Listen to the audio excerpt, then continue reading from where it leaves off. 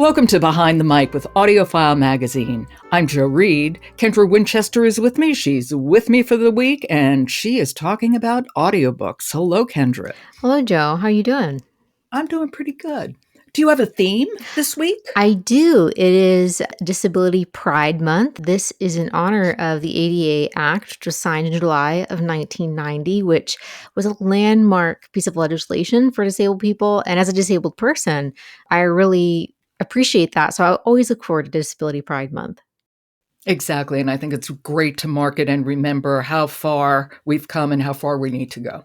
Yes, especially right now, I think there's a lot of discussions happening. And so I always am here to recommend books that surround disabilities. Most of these audiobooks that I'm talking about are by disabled, chronically ill, or neurodivergent people. But this first one has disabled characters that are a key part of the story. And so I wanted to include that one as well. Okay, and what one is that one? So this is Happy Land by Dolen, Perkins-Valdez, and it's performed by the incredible Bahni Turpin and Ashley J. Hobbs. It's so good. Now, Bahni, of course, is a golden voice, and we're very, very familiar with her work, but I don't really know Ashley J. Hobbs. I didn't either until this audiobook, but I was so pleased to have her perform part of this audiobook. And I think she does a phenomenal job. And it was kind of one of those moments where you discover a great new to you narrator. Lovely. So give me a thumbnail about what this is about and how the narration is divvied up. So I love Appalachian audiobooks, as we know. And so this is set in Appalachia. This is about Nikki, who is a Black woman who lives in Washington, D.C., but her grandmother calls and asks her to visit her in North Carolina, in Western North Carolina, where she lives in the mountains.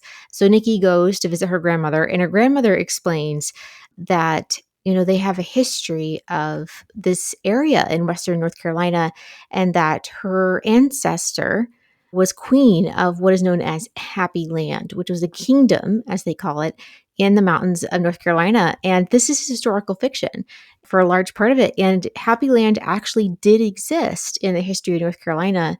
And so it was a really cool setup to delve into. Right. Happy Land, wasn't it a secret community of formerly enslaved people? Yes. They left Spartanburg County, which is actually where I live. Oh, my goodness. Yeah, they left Spartanburg County, South Carolina, and they crossed the border into North Carolina near Hendersonville and created a kingdom of Happy Land. And so the idea is that Nikki's ancestor was the queen of Happy Land. And the story Happy Land that takes place. So there are two narrators. Bahni narrates. Okay, I'm assuming the queen. Well, yes, Bahni, of course, performs Luella, who is a formerly enslaved Black woman who flees with her community, flees South Carolina because of being terrorized by white people, especially by the Klan. And so they leave and they go to North Carolina in the mountains to try to find a refuge. And so Luella marries man. They become the king and queen of Happy Land. And so in Nikki's timeline, which is in the present, we learn that she has no idea about her family history. Her mother and her grandmother are a bit estranged, so there's a lot of missing information there. And what happens in the audiobook is that we go back and forth in between these sections, between Nikki's perspective and Luella's perspective. And we're going to hear an excerpt. Who will we hear from? So we are listening to Ashley Hobbs's perspective, and Nikki is, for the very first time, traveling into North Carolina and seeing her grandmother's house for the first time. This is Happy Land by Dolen Perkins-Valdez, read by Bahni Turpin, but we're going to be hearing from Ashley J. Hobbs, her co-narrator. The old 25 highway is 2 lanes without a line in the middle. I pass a wood frame house that must be at least 100 years old, a neat and tidy brick rambler with rockers lining the front porch. Stuffed fairies hang from tree limbs, and a motionless cat stares at me from a front yard.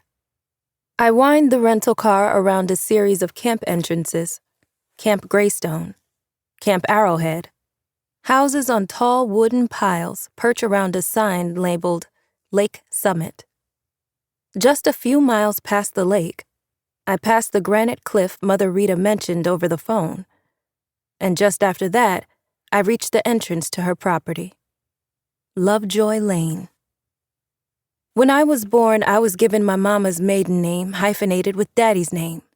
Lovejoy Berry, in a gesture I'd always attributed to Mama's feminist pride. When I married Darius, I didn't change it. So seeing that Lovejoy sign does something to me. It looks official, as if the county provided it. I've never seen it before. As I said, I don't know her, but boy, is she good at telling rather than reading. And her pacing is absolutely terrific. It just suits the material so well. Yes, I was so impressed by her work, and I was thinking about it as, just yesterday I was traveling through North Carolina and we went through Hendersonville, and I thought of this audiobook and what Ashley J. Hobbs did with the contemporary setting of this area, and it is so well described by the author and then performed by Ashley J. Hobbs. It's just perfection. And did the two parts fit well together? Because if one is in the present day and the other is from the perspective of the 1800s, I would think stylistically that would be a little bit different too. Yes, I imagine it would be a challenge. Ashley does a great job with the contemporary section. She just gives Nikki just a touch of an accent, like just a little moment. And Bonnie Turpin does a stronger accent for Luella, who has lived in, the South her entire life and what that looks like. And I really appreciate that comparison because, of course, Nikki lives in Washington, D.C. She's not going to have much of an accent, comparatively speaking. True that. Okay, that is Happy Land. It's by Dolen Perkins-Valdez, read by Bonnie Turpin and Ashley J. Hobbs. Okay, good beginning. It's a great way to start out the week, right? I agree. Thank you so much, Kendra, and I'll talk to you tomorrow. All right. Support for today's episode comes from Night Watcher, a psychological thriller read by Will Collier and Helen Laser, with an exclusive author's note from Daphne Woolsencroft. Don't forget to stop by audiofilemagazine.com, where you can find hundreds of reviews, as well as interviews and articles about authors and narrators, and videos of some of your favorite narrators discussing the books they perform. That's at audiofilemagazine.com. I'm Jo Reed. I'll talk to you tomorrow.